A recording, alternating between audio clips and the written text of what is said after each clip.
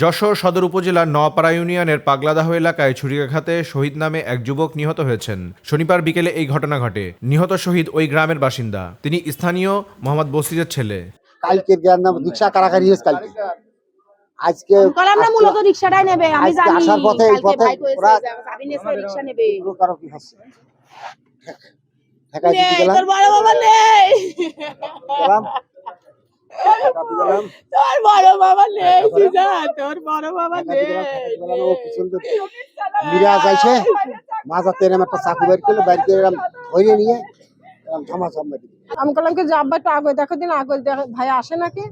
আগে যে দেখে আমার ভাই আসতেছে, ওরা গাড়ি নিয়ে কারাকারি হচ্ছে, এর মধ্যে বাপের সামনে চাকু মেরে দিয়েছে। পুলিশ ও স্থানীয় সূত্র জানায়, শনিবার বিকেল 4:30টার দিকে পাগলাদাহ এলাকায় শহীদের বাড়ির সামনে রহমানের দোকানের মোড় নামক স্থানে পূর্ব শত্রুতাকে কেন্দ্র করে একই গ্রামের কয়েকজন যুবকের সঙ্গে তার কথা কাটাকাটি হয়।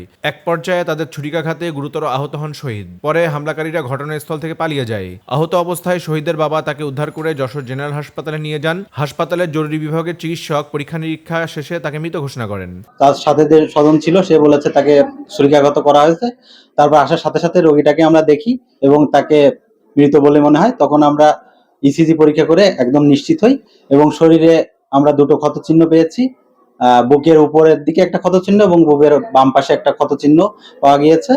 প্রাথমিকভাবে আমরা মনে করছি ধারালো অস্ত্রের আঘাতের ফলে অতিরিক্ত রক্তক্ষরণে তার মৃত্যু হয়েছে। নিহতের মরদেহ হাসপাতাল মর্গে রাখা হয়েছে। নিহতের স্বজনেরা জানায়, একই গ্রামের পিয়াস, আলিফ, ইরান, রিয়াজ নামে 4 জন এই হত্যাকাণ্ডের সঙ্গে জড়িত বলে সন্দেহ করা হচ্ছে। ঘটনার পর থেকে তারা পলাতক। পুলিশ জানায়, এ ঘটনার তদন্ত চলছে। অভিযুক্তদের ধরতে অভিযান শুরু করা হয়েছে। নিউজ ডেস্ক, দৈনিক রানার।